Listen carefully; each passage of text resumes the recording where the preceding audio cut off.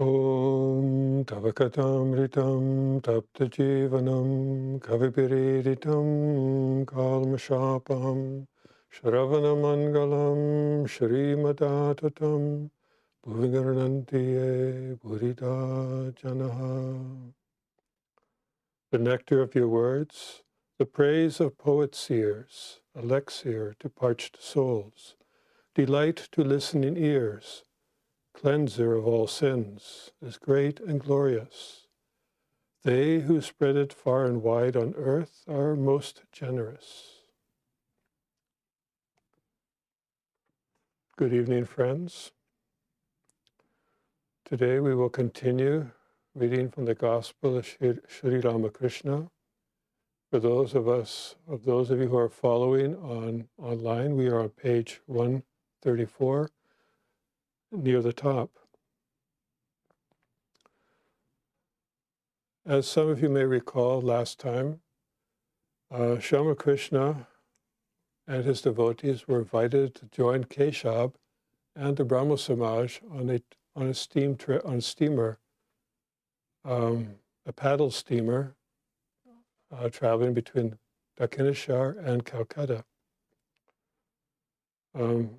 If some of you don't know what a paddle steamer is, if you can remember some of the old pictures of a rotating paddle wheel at the back of a steamship, steamboat, that's basically what we're talking about here. So we are just continuing now. M is just now narrating what the atmosphere was like aboard the ship at this moment. So he's continuing. The steamer had been going toward Calcutta, but the passengers, with their eyes fixed on the master and their ears given to his nectar-like words, were oblivious of its motion. Dakshineshwar, with its temples and gardens, was left behind.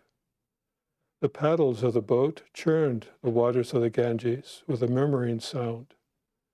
But the devotees were indifferent to all this.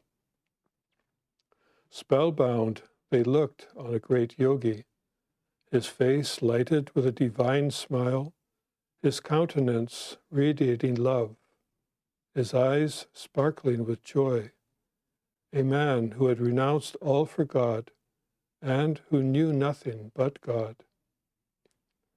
Unceasing words of wisdom flowed from his lips.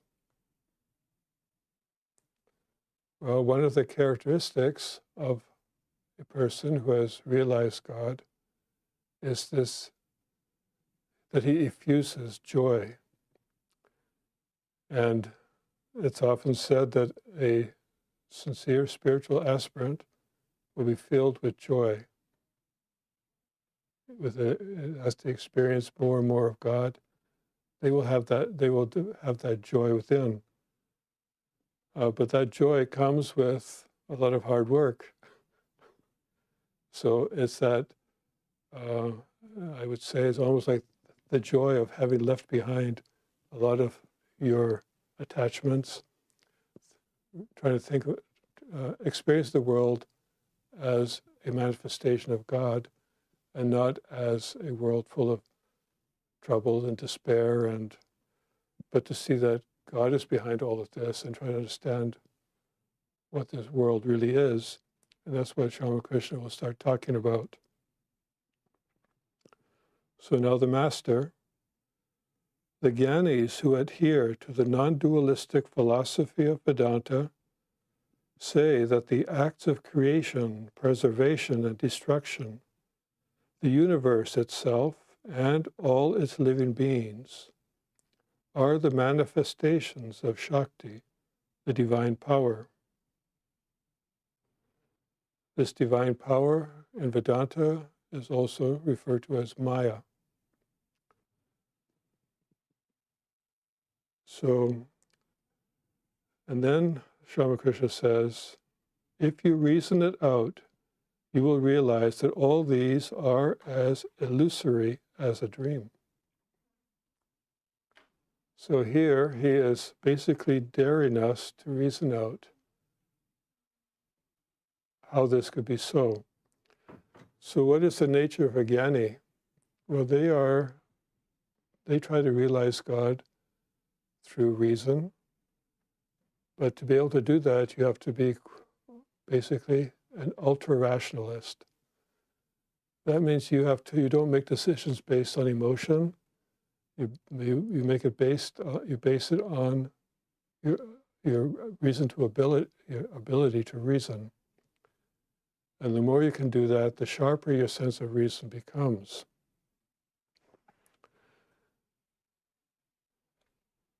So Sri Ramakrishna is saying that, well, to really understand this, the jnanis, if they, by employing this ultra-rationalistic philosophy, they will understand that these acts of creation, preservation, destruction, all these acts of God, the powers of God, this Maya, is illusory like a dream. Now, sometimes when I have conversations with some of our Vedanta friends, they say, in order to rationalize their suffering in this world, they actually bypass this part. They say, no, the world is a dream. And it's like, well, no, he's using it, it's like a dream. It's an analogy. An analogy only satisfies one aspect of the explanation. It's not meant to broadly to cover every possibility of an analogy. So when Sri Ramakrishna says, or when Vedanta philosophy says, this world is like a dream, that means that, well, it has that imaginary sense, like in a dream, you cannot experience this world and experience a dream at the same time, or be in deep sleep. You're either in one or the other. So when you are in this world, you're not aware of your dream world. But in a sense, this world is like a dream because when you have experienced God or experienced the truth, then you are not aware of this world. And from that, and when you do experience this world, it will not feel as real as your experience has been of God. So here he says, if you reason it out, you will realize that all these are as illusory as a dream. So what does he mean? What kind of reasoning? Well, all these things, creation, preservation, destruction, they all happen with a concept of time. That means they are transitory. What exists one moment will cease to exist the next moment. The world is in a state of constant change. Look at the weather. You can never say, oh, it's going to be sunny. And yes, it's sunny. Seattle weather will be sunny for 1 hour, rain the next hour, cold and freezing snow maybe the next hour. So to say that weather is constant, you know that weather is constantly changing. We are constantly changing. When we are born, we are only yay big. Now we are 5 foot, 6 foot, but we are constantly changing. Our minds are constantly changing. If you think that you can hold on anything firmly, if you want to hold your mind on something firmly that is not changing, well, that's very difficult. In fact, that's impossible to find in this world. So the philosophical definition of what is real is something that is without change, that can exist independent of time. And the only thing that can do that would be God. It'll be, or if not, if you don't believe in God, it'll be whatever is what will remain. When you take away all the different things that change over time, a jnani will say, look at the different items in this world, and he'll say, not this, not this. That means no, this is not real in the philosophical sense. It does not have indefinite existence. So, and by being ultra-rational, he will be able to dismiss that from his mind as to the point where pretty soon nothing will remain in his mind as about this world that he can call has real existence. So you can look at the material things, you'll know that, okay, these material things are not real. They will fade in time, they will age, they will disintegrate, they will disappear into nothingness, they will rot. Also, the things of this world, relationships, people die, we are born, we die. We get used to it as we get older. The more and more people, as we get older, the more and more people we know pass away. But that whole time while we're throughout our life, by the time we're born, in our 20s, 30s, we may never experience someone having passed away. We may never know the grief of it. We may never really know how attached we were. But again, these things, even these are all transitory. A Jnani who's applying ultra-rational reasoning will be able to say, no, these things are all transitory. And when you start taking away all the different transitory items that can come to your mind, plus your own thoughts, your own impressions, what will be left? Will it just be emptiness? You'll be left also with a sense of, well, you're still the one making the decision or deciding that, well, this is not real. So the ego part of you still remains. But then, through even more deeper reasoning, you'll feel that, well, even my own existence will cease. My own body will die. What happens to my ego? I'm identified with the body at the moment, but when the body ceases, then what will happen to the mind? So through this reasoning, you start to, they say that you can experience God, because what will be left will be what God is, or what is the ultimate truth. Now, even though we think we are great reasoners, we may be able to reason something and come to a conclusion, but we cannot, for most of us, we cannot just say that's the end of it, because the next day the thought comes, oh, maybe I made a mistake, or maybe that the thought still comes to my mind. We are unable to really let go of things. But one who has developed this sense of ultra-reasoning, the strength of mind, also the purity of mind, he will have the one thing that keeps us always, why those thoughts keep coming to us, because the desires always get in the way. We always have a true Jnani's aspect of looking at the world is his only desire is to know the truth. He doesn't care about sustaining the body or these other things, the things that most people are concerned about. So his whole mind is, what is the truth? What is real? What really matters? So everything else, and with his strength of mind, he'll be able to say, dispel it. They say it's almost like when you spit, do you go back to get your spittle, or do you forget about it? Well, we tend to get our spittle back and rehash those old thoughts in our mind, and we cannot let go as easily. But a Jnani, or someone who has realized God, when he says no to something not real, when he dispels it, it's dispelled from his mind. There is no second thought. There's no further reason to even concern it. He's been able to let it go. And that comes with a lot of practice.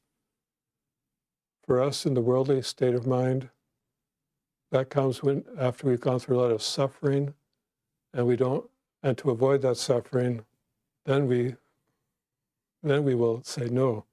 Like we don't put our hands in fire intentionally, because we learned very young that the burning capacity of fire. So when we've had enough fires, then we let things go. From a Jnani's point of view, every little attachment is like a fire. It'll reignite in the mind. He does not want that. Lets it go. So if you reason it out, you realize that all these are as illusory as a dream. So they have no ultimate existence as far as the things of the world are concerned. Brahman alone is the reality, and all else is unreal. Even this very Shakti, God's powers, are unsubstantial, like a dream. God's powers are not unsubstantial to us from our point of view. We suffer because of it, but from the point of view of one who has been able to reason it all out, from a Jnani's point of view, God's power and God are, or God's power and manifested through this world is unreal. But though you reason all your life, unless you are established in samadhi, you cannot go beyond the jurisdiction of Shakti. So only when you have finally realized God, when you have become established in samadhi, do you really have the experience that this world is unsubstantial, that this world is like a dream. So in Sri Ramakrishna's case, he was always conscious of God, but he also saw God in this world. But he often said that his experience of God is more real to him than what he experiences this world to be.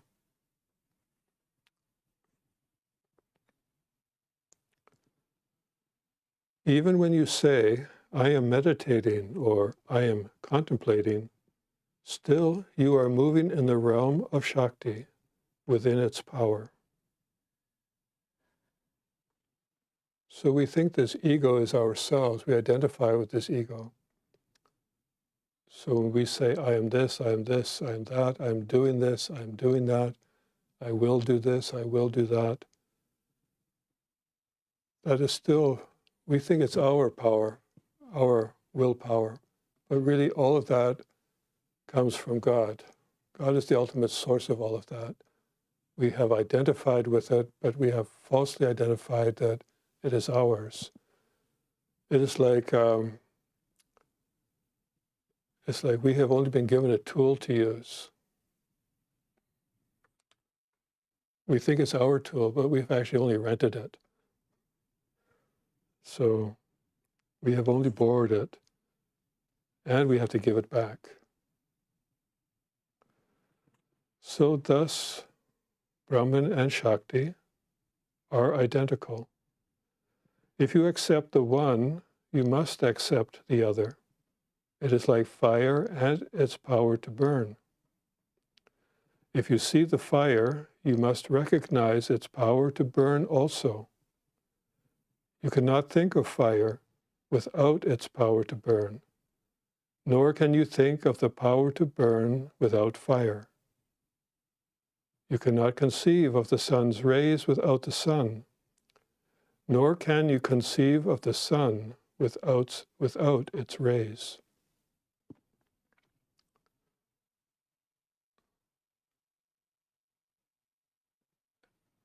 As an analogy, you can also try to think of us as a person. If we were just a body, the body would just be a still, non-animate object. But we have consciousness. There's some power within this body that causes it to move and act and to think. So so when we say that I am so-and-so, we are identifying with the sum total of the body, the ego, the energy within the body, the consciousness within the body, and we identify that as a single unity. They cannot exist independent. When they do, the body is dead. The consciousness no longer identifies with it. It has merged into God's consciousness. And so, also here, God and His power are one and the same, but it acts universally throughout all of existence, throughout creation, and beyond creation. It's within Maya. So God and its Maya are identical, just but seen from different aspects. So, what is milk like? Oh, you say it is something white. You cannot think of the milk without the whiteness, and again, you cannot think of the whiteness without the milk.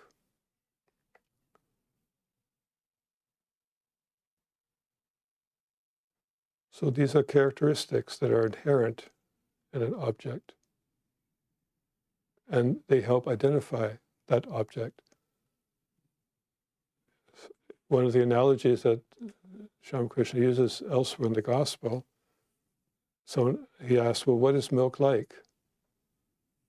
Well, how to describe the taste of milk?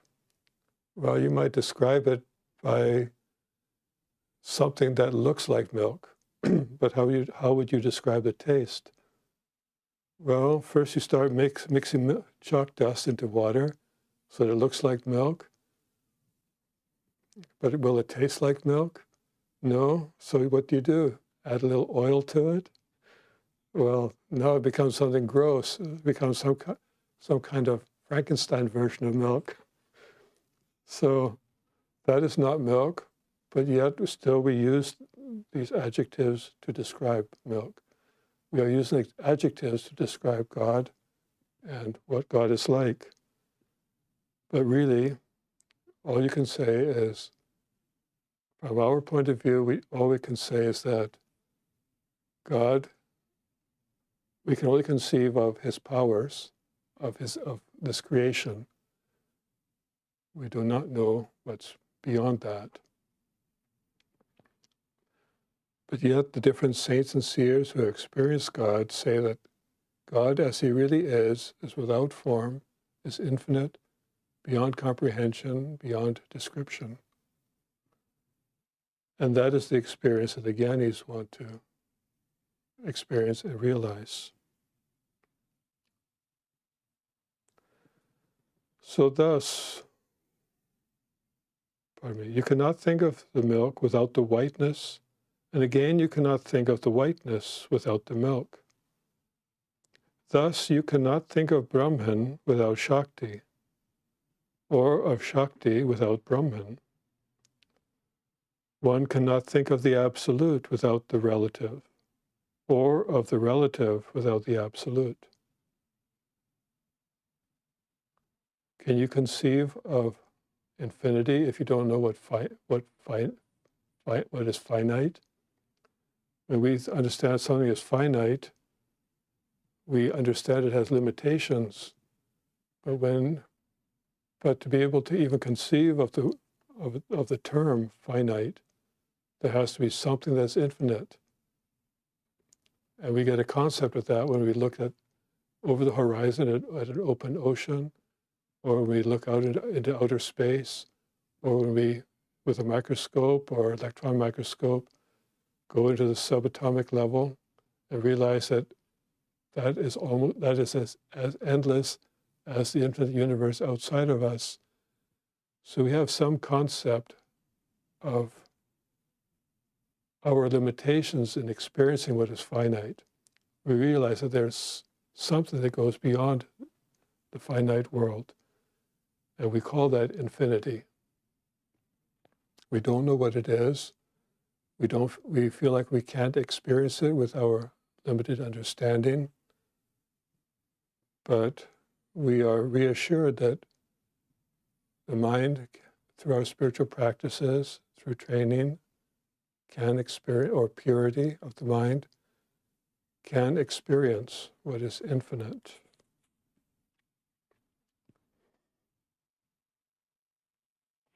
So the primordial power is ever at play. She is creating, preserving, and destroying in play, as it were. This power is called Kali. Kali is verily Brahman, and Brahman is verily Kali. It is one and the same reality. When we think of it as inactive, that is to say, not engaged in the acts of creation, preservation, and destruction, then we call it Brahman. But when it engages in these activities, then we call it Kali, or Shakti. The reality is one and the same. The difference is in name and form.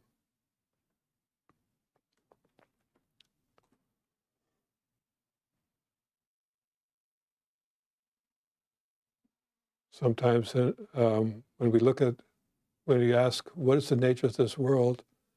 It seems so unpredictable, so confusing, and we say, oh, this is just God's play. Well, by play, there are several ways of looking at that word. One, the way a child would play with his toys. We can think, oh, God is playing with us as human beings and putting different human beings together to create different emotional relationships and confrontations and so forth. But we could also think of play as an activity, an active activity that just happens like the play of atoms. They're constantly in motion. They're not, there's no apparent control. Nobody seems to be controlling them, but yet at the subatomic level, constantly in motion. But then from our point of view, they form stationary objects. They form the parts of this world. So yes, a chair is a play of atoms, of molecules. Things are constantly in motion, but yet we see a stationary object. But all these stationary objects are on a planet that's in constant motion, and this universe is in constant motion. So this constant motion is the power of God. It's constantly evolving. Things are being created, and this act of motion, this act of energy, is given the name Kali. Kali is just another name for the powers of God, or we call it Shakti.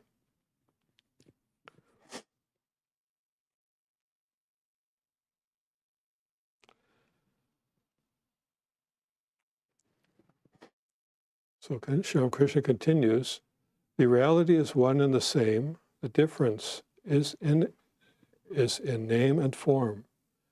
It is like water, called in different languages by different names, such as Jal, Pani, and so forth. There are 3 or 4 ghats on a lake. The Hindus who drink water at one place call it Jal, the Muslims at another place call it Pani, and the English at a third place call it water. All 3 denote one and the same thing, the difference being only in the name. In the same way, some address the reality as Allah, some as God, some as Brahman, some as Kali, and others by such names as Rama, Jesus, Durga, and Hari.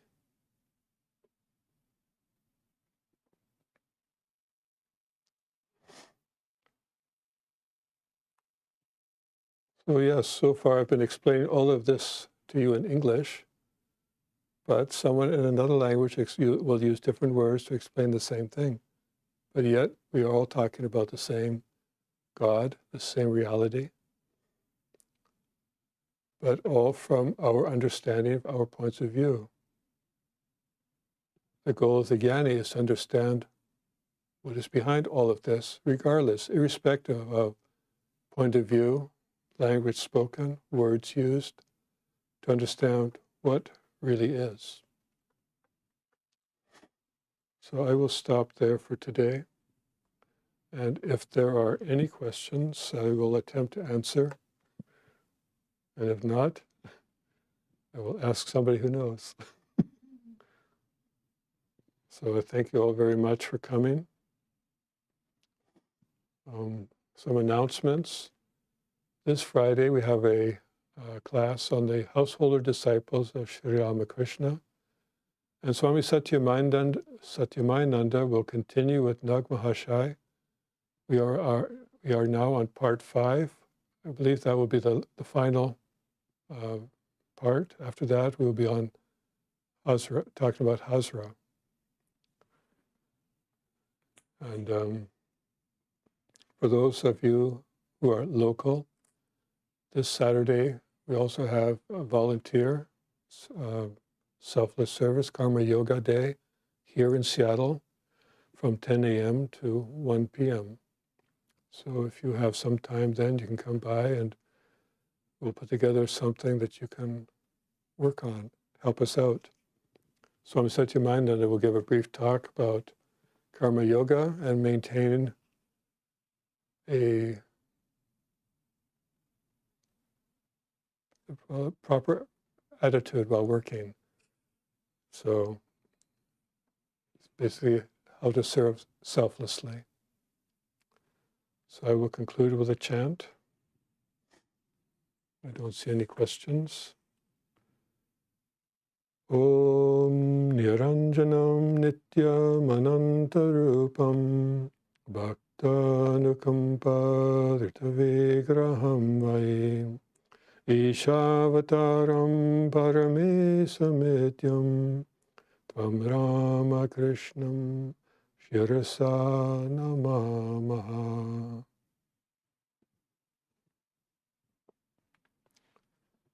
We salute that Ramakrishna, who is without blemish, eternal, and infinite in forms, who has assumed human form out of compassion for the devotees, who is God incarnate, Supreme Lord, and who is most worshipful. Om, peace, peace, peace to all beings.